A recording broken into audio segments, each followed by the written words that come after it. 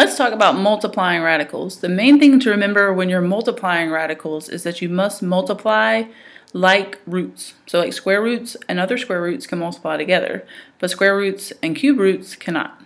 So for some simple examples to keep in mind, the square root of 2 times the square root of 3 can go together to equal the square root of 6. The cube root of 4 times the cube root of 3 can go together to equal the cube root of 12. The square root of 2 times the cube root of 3 do not multiply together because they don't have the same house, we can call it. They don't have the same root. So they just have to stay like that. So let's look at some more examples.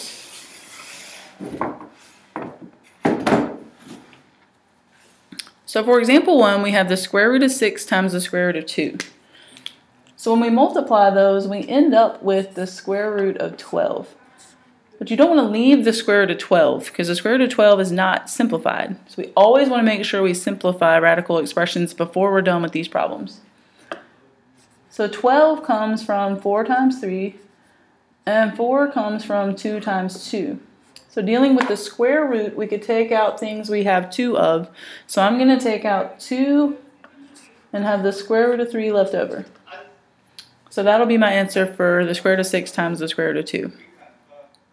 For example 2, I have the cube root of 3 times the cube root of 9. So at first we put them together, and we get the cube root of 27. So we could break that down into 3 times 9, and 9 comes from 3 times 3. So we end up with 3. We couldn't come out, but nothing will be left over. So sometimes you have everything come out evenly. So the cube root of 27 just comes out evenly as 3 because the cube root of 27 is 3. Let's look at another example.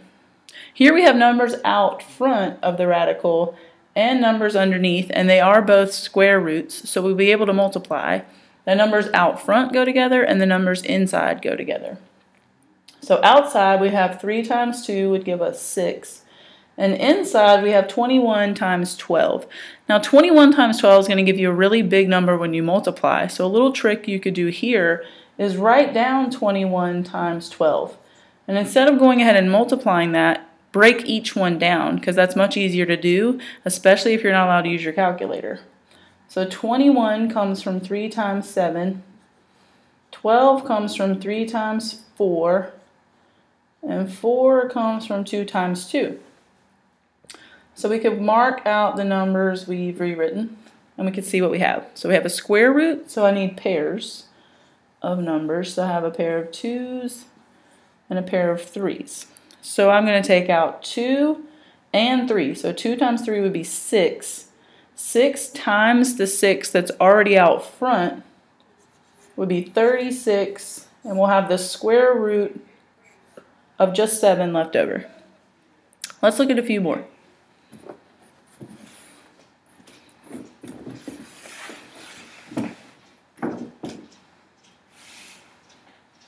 So as you notice with these examples, we're doing some of the same things we've done with polynomials. Here I'm going to distribute the radical. Here I'm going to use foiling or the box method if you like that method. And here also I'm going to use foiling or the box method.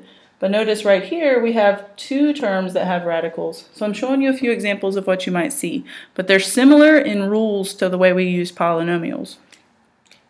So let's start with example 1. So we have 3 square root 3 times 5, I'm distributing. So 5 is not under a radical. So 5 needs to multiply with the 3 that's out front. So we end up with 15 square root 3 and 3 square root 3 times negative 2 square root 5. So the outside numbers go together and the inside numbers go together. So 3 times negative 2 would be negative 6. And we'd have the square root of 3 times 5, which is 15. Now for this example, we end up with the square root of 3 and the square root of 15. Those are not like terms. So we could try to break down 15 and see if anything would come out. But 15 comes from 3 times 5. We don't have a pair of numbers to take out.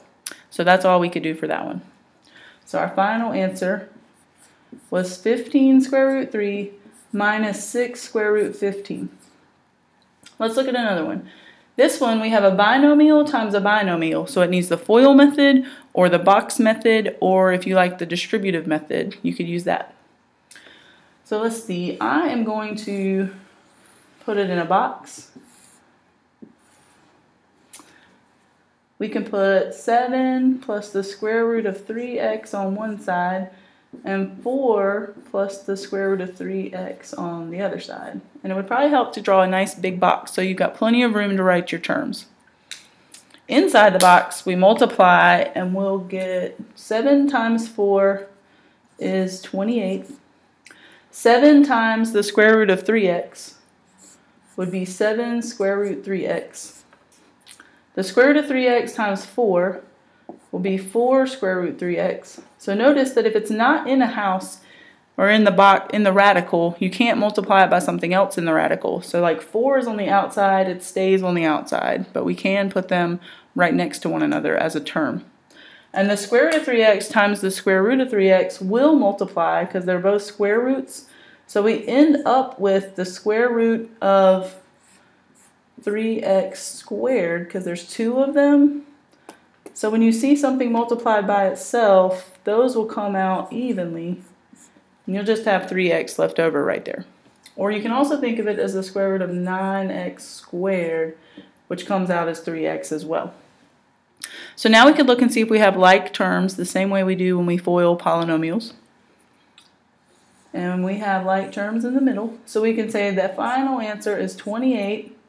We have 4 plus 7 would be 11 square root 3x plus 3x. And that's it. Let's try one more. So since I used the box method on the last example, I'm going to use foiling for this one. So we put down that I need the first, the outside, inside, and last. That way we don't forget anything. So first means the first term in each parentheses. So the square root of 3 times the square root of 3 come first. So that would give me the square root of 9. Outside means the two that are the furthest away from each other in each parentheses. So the square root of 3 times negative 5 square root 5x. So we have negative 5 on the outside still, and on the inside we're going to get 3 times 5x would be 15x. Inside are the two that are closest together. So we have the square root of 5x times the square root of 3. So we have plus the square root of 15x. And last are the two that are last in each parentheses. So the square root of 5x times negative 5 square root 5x. We've just got negative 5 on the outside, and inside we end up with 25x squared. Or it also would work like this 3x did. If you have the square root of 5x times another square root of 5x, they're going to come out evenly. But we can clean it up in the next step. So now I have the square root of 9, which would give me 3, minus 5 square root 15x plus, and there's like a 1 right there in front of that one, square root of 15x. So negative 5 plus 1 would be negative 4 square root of 15x minus 5. And the square root of 25x squared comes out evenly because we have a pair of 5s and a pair of x's underneath. So we could say that would actually be negative 5. This comes out evenly as 5x. And I just need to clean up a little more so we can bring over our answer. I have 3 minus 4 square root of 15x minus 5 times 5x, which would be minus 25x. So that's it for the last example.